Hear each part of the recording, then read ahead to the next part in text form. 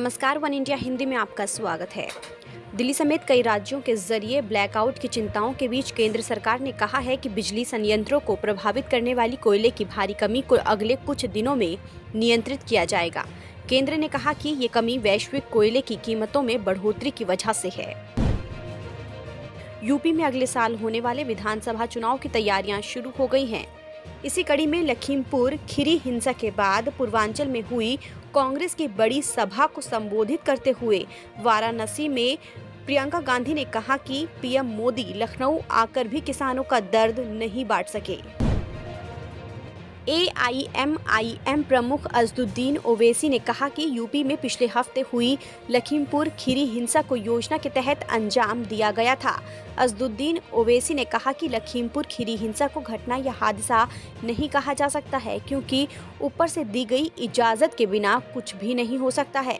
ओवैसी ने आरोप लगाया कि हिंसा असल में सुनियोजित थी। सांसद वरुण गांधी ने रविवार को फिर गृह राज्य मंत्री अजय मिश्रा के उस बयान को लेकर निशाना साधा है जिसमें उन्होंने कहा था कि यूपी के लखीमपुर खीरी में खालिस्तानियों ने वारदात को अंजाम दिया।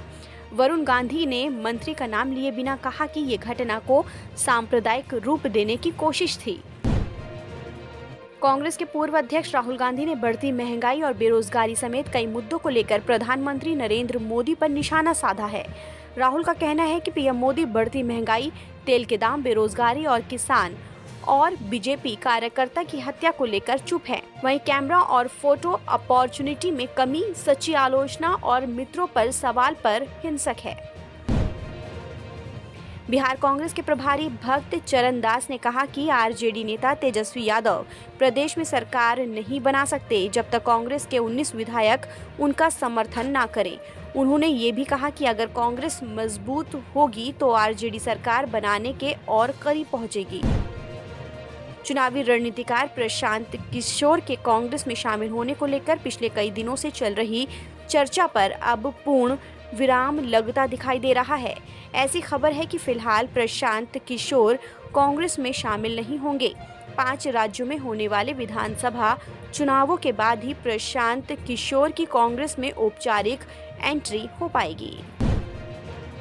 बॉलीवुड एक्टर शाहरुख खान के बेटे आर्यन खान से जुड़े ड्रग्स केस में एक और अहम जानकारी सामने आई है।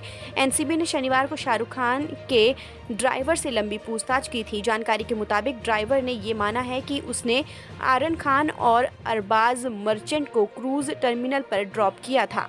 शाहरुख खान के ड्राइवर के बयान पर एनसीबी कोर्ट में इस्तेमाल करेगी। पश्चिम बंगाल सरकार ने कोरोना के नए मामलों में कमी को देखते हुए दुर्गा पूजा के बीच कोविड-19 प्रतिबंधों में और ढील दे दी है। सरकार ने नए आदेशों में कहा कि शनिवार को 10 से 20 अक्टूबर के बीच सभी दुकानें, रेस्तरां और बार को नॉर्मल ऑपरेटिंग आवर्स में खुले रहेंगे। साथ ही सरकार ने दुर्गा पूजा के मद्देनजर रात 11 बजे से सुबह 5 बजे तक जारी नाइट कर्फ्यू भी हटा लिया है। छत्तीसगढ़ में पूर्व सीएम और बीजेपी नेता रमन सिंह के बेटे पर कानूनी शिकंजा कस गया है। कावर्धा में 2 पक्षों के बीच लड़ाई से शुरू हुआ विवाद अब थमने का नाम नहीं ले रहा है। पूरे शहर में पिछले 5 दिनों से कर्फ्यू लगा हुआ है। पुलिस ने सरकारी संपत्ति को नुकसान पहुंचाने के मामले में पूर्व मुख्यमंत्री रमन सिंह के बेटे अभिषेक सिंह पर केस दर्ज किया है। फिलहाल इस खबर में इतना ही। देश और दुनिया की तमाम खबरों के लिए आप बने रहिए वन इंडिया हिंदी के साथ।